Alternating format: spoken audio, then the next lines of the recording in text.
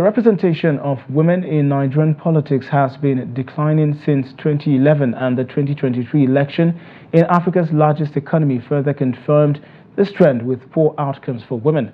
The number of women in Nigeria's National Assembly has decreased by 19% compared to the previous assembly, with women now holding only 3% of seats in the Senate and 4% in the House of Representatives. In this report, Neil Sampson interviews women advocating for intentional policies from the government to address this issue. Take a look. During this month of global celebration of women, these women have emphasized that intentional governmental policies are crucial in achieving the target of 35% representation of women in Nigeria's political system. And I believe to surmount the challenge of having not a less than satisfactory number of women in elective positions, we need to have policies that apply to political parties that are very deliberately geared at ensuring that women emerge as candidates. And these policies have to be in effect in not just, without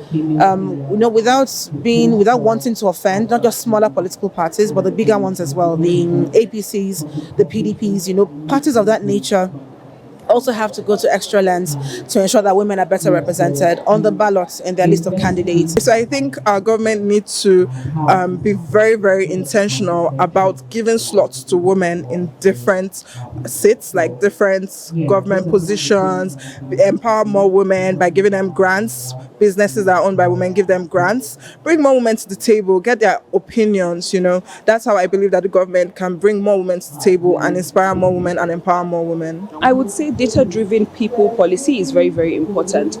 So there are a lot of policies that are for women that we just see on the news. We don't know how it was designed, we don't know who they spoke to, and we don't know the kind of people that they spoke to. So it's very important when you're doing policies for people, those people that you're targeting, their voices should be carried along from the beginning of the formulation of that policy.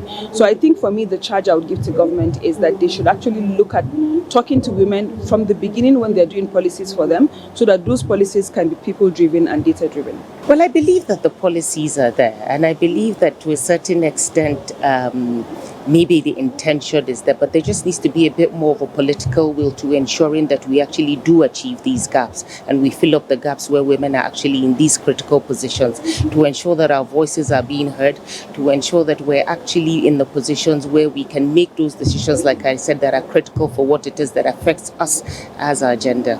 Equal participation of men and women in politics is a critical prerequisite for ensuring effective democracy and good governance. Noel Sampson, Trust TV News, Abuja.